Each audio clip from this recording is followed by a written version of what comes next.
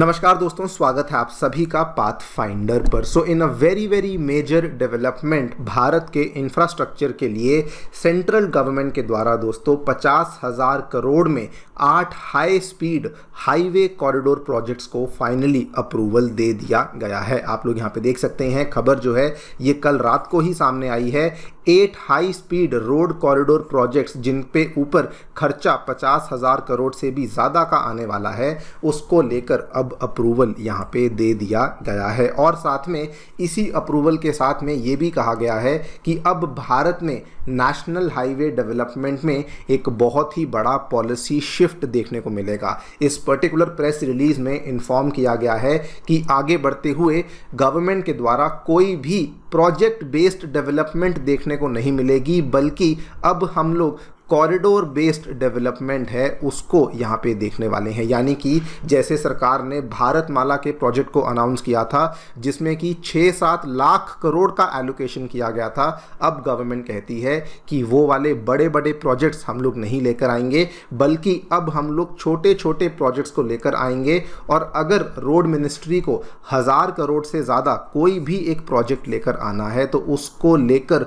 भी उनको central government से अप्रूवल अब लेना ही पड़ेगा। नाउ ये वाला जो यहाँ पर कंप्लीट जो 8 high speed corridor projects Bharat में लाए जाएंगे, इसके ऑब्वियसली बहुत सारे फ़ायदे हमें देखने को मिलेंगे हमारे इंफ्रास्ट्रक्चर के पॉइंट ऑफ व्यू से, हमारे लॉजिस्टिक्स के पॉइंट ऑफ व्यू से। लेकिन एक और बड़ा टारगेट है जो कि गवर्नमेंट यहाँ पर लेके चल रही है, and that is the logistics performance index. इसमें हमारी जो रैंकिंग है ये ऑलरेडी 54 से बढ़ते बढ़ाते धीरे धीरे अब हम लोग 38 पे आ चुके हैं। लेकिन गवर्नमेंट यहाँ पे टारगेट कर रही है कि 2030 तक हमें इस पर्टिकुलर रैंकिंग में किसी भी तरीके से दुनिया की टॉप 10 कंट्रीज़ में एंट्री लेनी है। और इसीलिए अपनी स्ट्रैटेजी में एक बहुत ही बड़ा यहाँ पे चेंज देखने को मिला है। बात करेंगे दोस्तों कि कौन से वो high speed highway corridor projects हैं जिनको यहाँ पे अप्रूवल दिया गया है, कैसे ये हमारे इंफ्रास्ट्रक्चर को हेल्प करेंगे, अप्रोच में क्या चेंजेस हैं,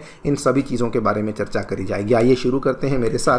मेरा नाम है अनिरुद्ध। यदि आप लोग हमें फॉलो करना चाहते हैं, हमारे लेक्चर्स के अपडेट्स को प्राप्त करना चाहते हैं, तो यहाँ पर दिए गए टेलीग्राम चैनल्स के माध्यम से ऐसा कर सकते हैं। आगे बढ़ने से पहले बताना चाहूँगा कि अनअकैडमी के ऑफलाइन सेंटर्स नई दिल्ली के करोल बाग एवं नई दिल्ली के मुखर्जी नगर में आ चुके हैं, और साथ में उत्तर प्रदेश के प्रयागराज में भी हमारे सेंटर्स अब आ चुके हैं। अगर आप इनमें से किसी भी कोर्स में एनरोल करना चाहते हैं तो हमारे सेंटर्स को विजिट कर सकते हैं, या फिर नीचे दिए गए फ़ोन नंबर्स पर आप लोग फ़ोन भी कर सकते हैं। आपको बता दूं कि यहाँ पर इन सेंटर्स में जीएस के साथ साथ CSAT, essay writing, current affairs coverage जैसे सभी कोर्सेज आपके लिए अवेलेबल करवाए जाते हैं। फ्री स्टडी मटेरियल प्राप्त करने के लिए आप लोग अनअकैडमी की ऐप को डाउनलोड कर सकते हैं। इसका लिंक भी आपको डिस्क्रिप्शन बॉक्स में अवेलेबल करवाया गया है। ऑल राइट, सो बेसिकली हमें जो डेवलपमेंट देखने को मिली है वो ये है कि 936 किलोमीटर का जो यहाँ पे हाईवे डेवलपमेंट है, जो कि हाई स्पीड रोड कॉरिडोर्स बनाए जाएंगे, जिसको लेकर खर्चा जो है to be exact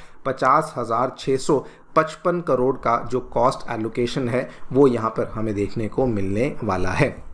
directly coming to the highways जो कि यहाँ पे बनाए जाएंगे, तो पूरी की पूरी लिस्ट आपके सामने यहाँ पे लिखी हुई है। मैं आपको ये सारे के सारे हाईवेज मैप के ऊपर भी दिखा देता हूँ। जो पहला हाईवे है वो बताया गया है कि यूपी के शहर आगरा से ये जाएगा मध्य प्रदेश के शहर ग्वालियर तक, यानी कि ये एक इंटर स्टेट हाईवे होने वाला है। आप लोग पहले से जानते हैं कि नोएडा से लेकर आगरा तक तो हमें ऑलरेडी जो एक्सप्रेस वे है वो देखने को मिलता ही है, लेकिन अब इस 120 किलोमीटर के डिस्टेंस को भी एक एक्सप्रेसवे, एक हाई स्पीड हाईवे कॉरिडोर में तब्दील किया जाने वाला है। नंबर 2 पे बात करें तो यहाँ पर बात हुई है खड़गपुर से लेकर मोरेग्राम तक, जो कि दूरी ऑलमोस्ट 350 किलोमीटर की है। ये वाली जो दूरी है इसको भी अब एक हाई स्पीड हाईवे कॉरिडोर में तब्दील कर दिया जाएगा।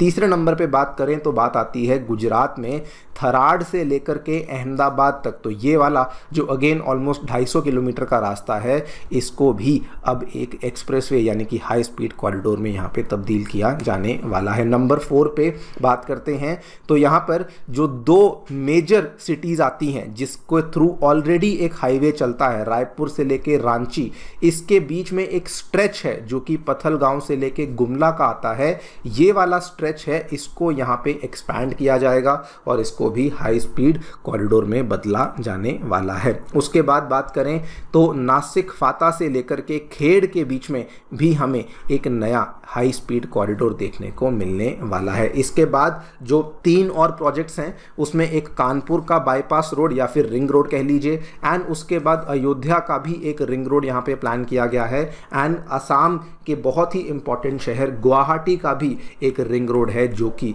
इस पूरी की पूरी लिस्ट में यहाँ पर प्लान किया गया है। ये वाले दोस्तों 8 के 8 हमें नेशनल हाईवे कॉरिडोर्स कह लीजिए जो कि अब फाइनली जिनको अप्रूवल यहाँ पे दे दिया गया है। नाउ क्यों ये बहुत बड़ा स्टेप है? देखिए, सबसे पहली बात तो बड़ी सिंपल सी रीज़न है, अगर आज हमारी कंट्री इंफ्रास्ट्रक्चर के ऊपर 1 रुपया खर्च करती है तो मान के चलिए कि वो जीडीपी में उसका जो कंट्रीब्यूशन है वो मल्टीप्लायर इफेक्ट होता है, 2.5 से 3 रुपये का हमें वहाँ पर कंट्रीब्यूशन देखने को मिलता है। एंड ऑब्वियसली ये ग्रेट स्टेप इसलिए भी है बिकॉज दिस शोज़ कि अब जो है हम लोग नेशनल हाईवेज़ पे अग्रेसिवली खर्चा कर भी रहे हैं। इसमें आंकड़े ही आपको बताते हैं कि आज से 10 साल पहले 2013-14 में जो टोटल इन्वेस्टमेंट होती थी वो 50,000 करोड़ की करी जाती थी, लेकिन आज की डेट में दोस्तों हाईवेज को लेकर जो इन्वेस्टमेंट है वो 3.1 लाख करोड़ की 2023-24 में करी गई है। लेकिन जो सबसे बड़ा बदलाव मैं मानता हूं जो कि अब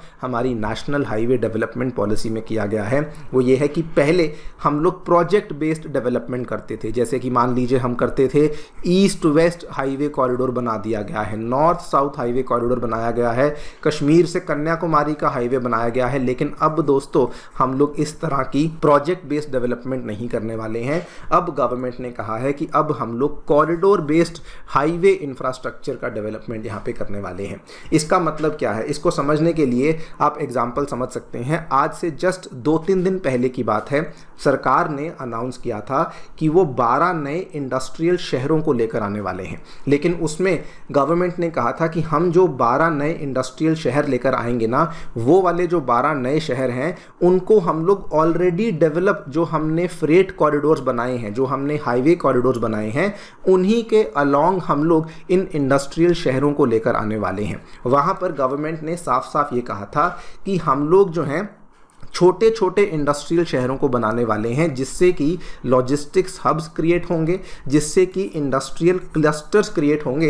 एंड यहाँ पर जो गवर्नमेंट की स्ट्रैटेजी थी वो काफ़ी सिंपल थी कि अगर आज हम लोग एक बहुत ही बड़ा इंडस्ट्रियल सिटी बनाने की कोशिश करते हैं तो हमें कम से कम 10 से 15 साल लग जाते हैं। लेकिन अगर हम लोग छोटे इंडस्ट्रियल सिटीज़ बनाते हैं लेकिन ज़्यादा नंबर में बनाते हैं तो उस केस में समय भी कम लगेगा। And the best part is कि इसमें हमारे ज़्यादा इंडस्ट्रियल सिटीज़ पूरे इंडिया भर में डेवलप होते हुए देखने को मिल जाएंगे। ऑलमोस्ट सिमिलर तरीके से अब गवर्नमेंट बड़े बड़े प्रोजेक्ट बेस्ड डेवलपमेंट की बात नहीं करती। प्रोजेक्ट बेस्ड डेवलपमेंट में प्रॉब्लम क्या आती थी, एग्जाम्पल के तौर पे भारतमाला को ही ले लीजिए। आज से 9 साल पहले गवर्नमेंट ने बढ़ चढ़ के अनाउंस किया कि हम लोग भारतमाला का हाईवे प्रोजेक्ट यहाँ पर लेकर आने वाले हैं। लेकिन दोस्तों उसमें उन्होंने बोला कि हम लोग 7 लाख करोड़ का खर्चा करेंगे, ऑलमोस्ट 84,000 किलोमीटर के हाईवेज को बनाएंगे। भारतमाला देखने में बहुत बड़ा चौड़ा प्रोजेक्ट लग रहा था, बहुत लंबा चौड़ा प्रोजेक्ट लग रहा था, लेकिन अब उसमें प्रॉब्लम्स कई सारी देखने को मिली। सबसे पहली बात तो इसकी डेडलाइंस कभी मीट हो ही नहीं पाई। इसका जो पहला फेज था, इसका जो पहला चरण था वो भी अभी तक पूरा नहीं हो पाया है।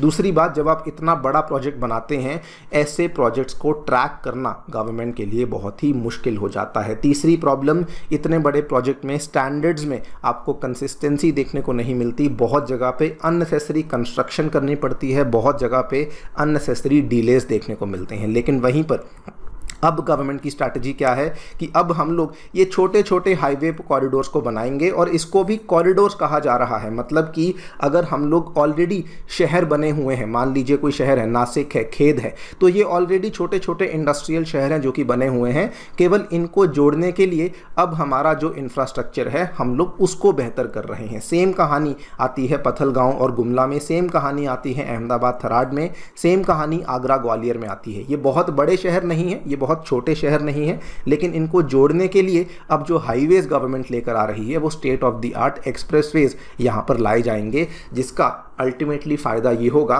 कि यही वाले शहरों की जो जीडीपी में कंट्रीब्यूशन है ये बहुत ज़्यादा बढ़ जाएगा और यहाँ पर जो लॉजिस्टिक्स का कॉस्ट है आपका वो भी ऑटोमेटिकली बहुत ज़्यादा कम हो जाएगा। सो जैसे हमने स्ट्रैटेजी में बदलाव इंडस्ट्रियल सिटीज़ को लाने में किया है, ऑलमोस्ट सेम हम लोग स्ट्रैटेजी में बदलाव अब हाईवे डेवलपमेंट में, हाईवे कंस्ट्रक्शन में भी कर रहे हैं। और इसका जो लॉन्ग टर्म टारगेट गवर्नमेंट लेके चल रही है वो बड़ा सिंपल है कि हमें अपनी लॉजिस्टिक्स कॉस्ट को रिड्यूस करना है। आज की डेट में हमारी जो लॉजिस्टिक्स कॉस्ट है एज परसेंटेज ऑफ जीडीपी वो 16% के आसपास देखने को मिलती है।